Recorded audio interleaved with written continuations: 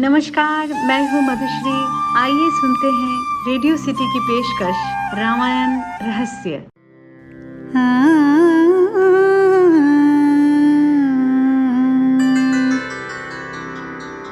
आदि राम तपवनादि गमनम् हत्यामृगं काञ्चनम्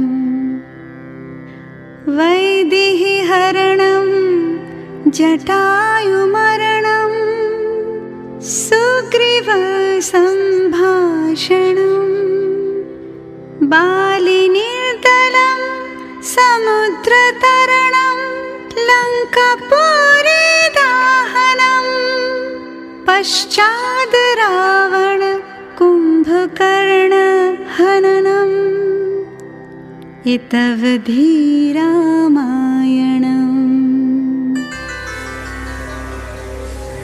रामायण की लीला त्रिदेव द्वारा मनुष्यों के जीवन में कर्तव्य, प्रेम, नैतिकता, लोक कल्याण और समाज व्यवस्था की स्थापना हेतु किया गया, क्योंकि रामायण मानव जीवन के उद्धार के लिए भगवान विष्णु का मानवीय रूप था, इसीलिए उसे रामचरितमानस कहा जाता है। राम और हनुमान पहली बार ऋषिमुख पर्वत पर मिले, जहाँ सुग्रीव और उनके साथी रहते थे। मैं तो जड़मती वानर ठहरा, प्रभु को पहचानने में देर हो गई, किंतु श्री राम तो सर्वज्ञ हैं। इन्होंने अपने अनादि भक्त हनुमान को पहचानने में इतनी देर क्यों कर दी? प्रभु, अपने स्वामी वानर राज सुग्रीव के आदेश से आपका भेद जानने के लिए मुझे अपना भेष बदलना पड़ा, मुझे क्षमा करें। आप दोनों का महाराज सुग्रीव से मिलने का अर्थ है उनका भाग्योदय होना। जितनी आवश्यकता आपको उनकी है, उतनी ही आवश्यकता उनको आपकी है। हनुमान किष्किंधा के राजा सुग्रीव की वानर सेना के मंत्री थे।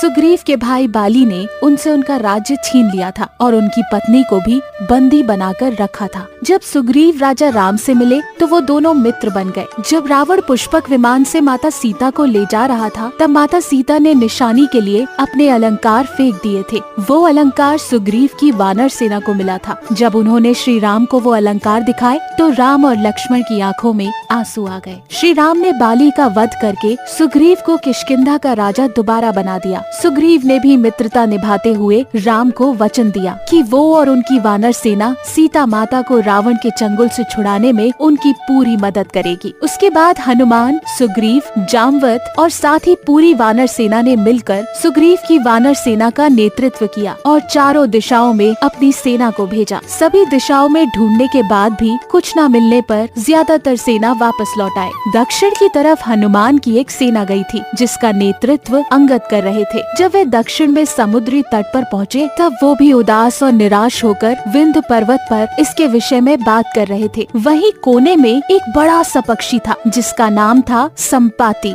ये बूढ़ा पक्षी संपाति जटायु का भाई था। संपाति ने वानरों को बताया कि असुर रावण ने सीता का अपहरण किया है और उसी दक्षिणी समुद्र के दूसरी ओर उसका राज्य है। जामवंत ने हनुमान की सभी शक्तियों को ध्यान दिलाते हुए ये कहा, हे हनुमान, तुम श्रापवश अपनी शक्ति को भूल गए हो।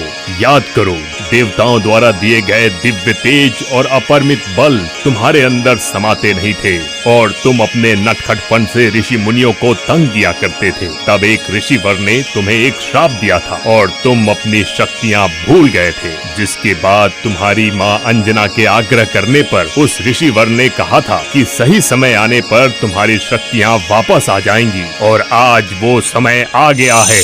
ये सुनकर हनुमान का मन हर्षित हो गया और वह समुद्र तट के किनारे स्थित सभी लोगों से बोले, आप सब कंदमूल खाकर यहीं मेरा इंतजार करें, जब तक मैं सीता माता को देखकर वापस ना लौट आऊं। ऐसा कहकर वो समुद्र के ऊपर से उड़ते हुए लंका की ओर चले गए। रास्ते में जाते समय सबसे पहले मेनका पर्वत आए। उन्होंने हनुमान जी से कुछ देर आराम करने के लिए कहा, पर हनुमान ने उत्तर दिया, जब तक मैं प्रभु श्री राम का कार्य पूर्ण ना कर लूं, मेरे जीवन में विश्राम की कोई जगह नहीं। और वे उड़ते हुए आगे चले गए। देवताओं ने हनुमान की परीक्षा लेने के लिए सांपों की माता सूरसा को भेजा। सूरसा ने हनुमान को खाने की कोशिश की, पर हनुमान को वो खा न सकी। हनुमान उनके मुख में जाकर दोबारा बाहर निकल आए और आगे चले गए। समुद्र में एक छाया को पकड़कर खा लेने वाली राक्षसी रहती थी। उसने हनुमान को पकड़ लिया, पर हनुमान ने उसे भी मार दिया। समुद्र समुद्र के दूसरे तट पर पहुंचने के बाद हनुमान एक पर्वत पर चढ़ गए और वहां से उन्होंने लंका की ओर देखा, जिसके सामने एक बड़ा सा द्वार था और पूरी लंका सोने की बनी हुई थी। हनुमान ने कुछ देर सोचा और एक छोटे मच्छर के आकार जितना रूप धारण किया और उसी रूप में द्वार से अंदर जाने लगे। हनुमान ने माता सीता को महल के हर जगह ढूंढा, पर वो उन्हें कहीं नहीं मिली। थोड़ी देर ढूंढने के बाद उन्हें एक ऐसा महल दिखाई दिया जिसमें एक छोटा सा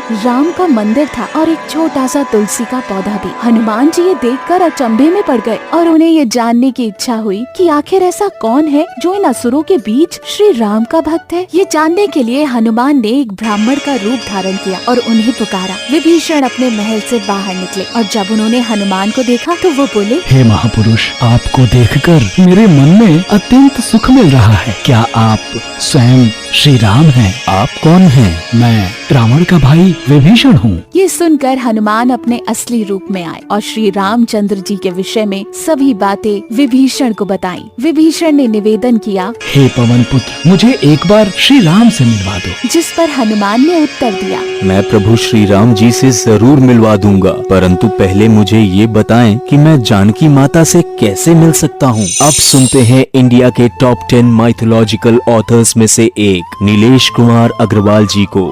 नमस्कार, मेरा नाम नीलेश कुमार अग्रवाल है। अभी आपने किष्किंधा कांड को सुना। अब मैं आपको इससे जुड़ी कुछ बातें बताता हूँ। पद्म पुराण के सृष्टि खंड के अनुसार राजा दंड ने भार्गव मुनि के आश्रम के पास गुरु शुक्राचार्य की सुंदर पुत्री अर्जा को देख कामबाण से पीड़ित होकर बलपूर्वक उस कन्या के साथ भोग किया। अर्जा ने जब यह बात अपने पिता गुरु शुक्राचार्य को बताई तो उन्होंने क्रोधित होकर राजा दंड को श्राप दिया कि उसका देश, सेना और वाहन सहित नष्ट हो जाएगा। महर्षि के श्राप अनुसार राजा दंड का समूचा राज्य 1 सप्ताह के भीतर जलकर नष्ट हो गया। तब से वह विशाल वन दंडकारण्य वन कहलाता है। रामचरितमानस के अनुसार बाली ने अपने भाई सुग्रीव को भ्रम और अहंकार के कारण न केवल राज्य से निकाला था बल्कि उसकी पत्नी को भी छीन लिया था, जिस कारण राम ने बाली का वध करते समय कहा था कि जो भी दुष्ट प्राणी छोटे भाई की पत्नी, बहन, पुत्र की पत्नी और बेटी को बुरी नजर से देखता है उसे मारने में कोई पाप नहीं। होई ही सोई जो राम रची राखा।